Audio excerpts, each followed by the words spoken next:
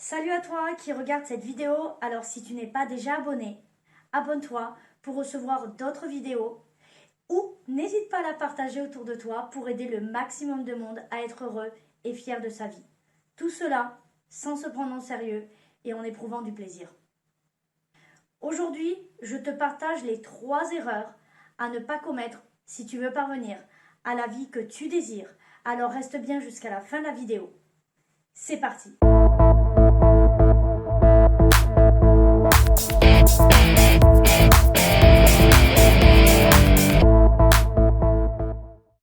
Selon Gandhi, soyez le changement que vous voulez voir dans le monde. Comme je le dis régulièrement, je n'affirme absolument pas détenir la vérité. Je souhaite simplement partager avec vous mes expériences de vie, vous proposer des réflexions, des idées et des exercices concrets que vous pourrez appliquer au quotidien afin de transformer vos difficultés en opportunités et de réaliser un peu plus la réalisation de votre plein potentiel. Voici donc quelques conseils pour éviter les 3 grandes erreurs que 99% des gens font et que moi-même j'ai commises et qui m'ont fait perdre un temps précieux vers la réalisation de mes objectifs de vie. C'est donc en travaillant sur moi, en lisant de nombreux livres de développement personnel, en me formant et en observant ceux qui réussissent que j'ai compris ces 3 principales erreurs, ces clés malheureusement que je n'avais pas et qui m'ont empêché d'obtenir des résultats. Première erreur, vouloir apprendre sans prendre de notes.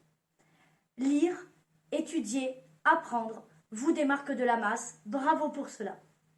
C'est à présent dommage que tout parte en fumée car votre méthodologie de travail n'est pas productive et donc difficilement applicable dans la réalité. À l'avenir, je vous recommande donc, quand vous lisez ou écoutez une formation, de ne pas hésiter à prendre des notes, à souligner, à surligner, écrire des commentaires, mais également toutes idées qui vous passent à l'esprit. Vous pourrez ainsi revenir à souhait sur les points marquants de votre livre ou de la formation par exemple. De même, pensez à relire régulièrement ou reprendre les passages importants le plus souvent possible afin de les imprimer dans votre cerveau. Deuxième erreur, et cette erreur, malheureusement, j'en avais pas conscience, c'est oublier le retour sur soi. Alors ça, c'est compliqué. D'une manière générale, j'ai pris l'habitude de faire des points réguliers sur moi. Alors oui, c'est pas facile. Et mon avancée dans mes objectifs. Cela permet de pouvoir me réajuster si nécessaire, me féliciter de mes actions et avoir la gratitude également. Mais surtout, avoir aussi un support dans ma créativité qui est parfois débordante. Toutes les semaines, je fais donc le point sur 3 choses. 1. Mes initiatives, ce que j'appelle, et mes dépassements de soi, dans lequel je me fixe une intention précise, claire, avec un résultat mesurable. Chaque semaine, je me fixe des objectifs personnels et professionnels, et donc je fais le point en fin de semaine pour voir ce que j'ai réalisé, comment je l'ai réalisé, et surtout les difficultés ou la facilité que j'ai éprouvée. Ce retour est important et surtout cela permet de couper court à toute forme de procrastination. À l'issue de cet exercice, cela me permet de me réajuster sur ma méthodologie d'action ou sur l'objectif en lui-même pour parvenir à l'objectif mensuel beaucoup plus global. Deuxième point, mes succès et réussites, dans lequel je note avec une date précise tous les résultats positifs que j'ai obtenus dans la semaine.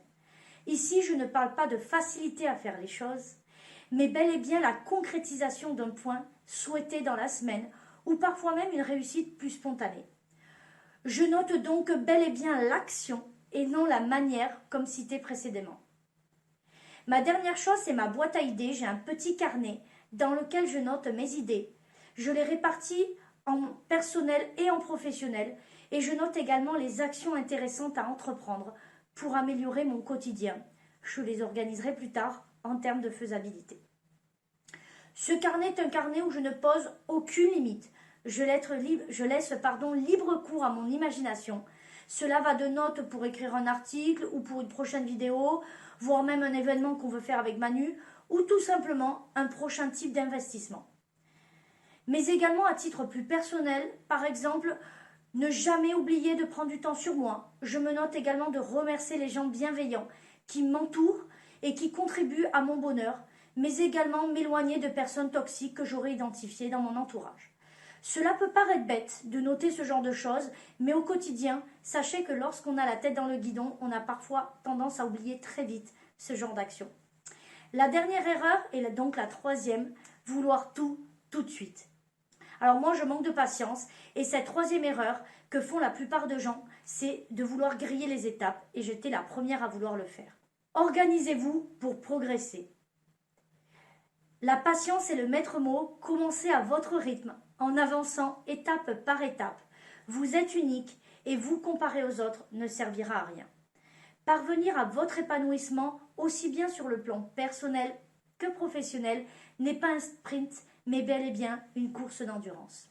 Vous devez adapter vos actions à vos capacités, à votre rythme. Et l'essentiel, c'est surtout d'être régulier. Le plus important n'est donc pas la quantité de vos actions, mais la qualité. Avancez donc un pas à la fois, en commençant par des petites actions. Les projets de plus grande envergure viendront dans un second temps. Je vous dis ça également parce que vous éviterez de vous dégoûter trop vite.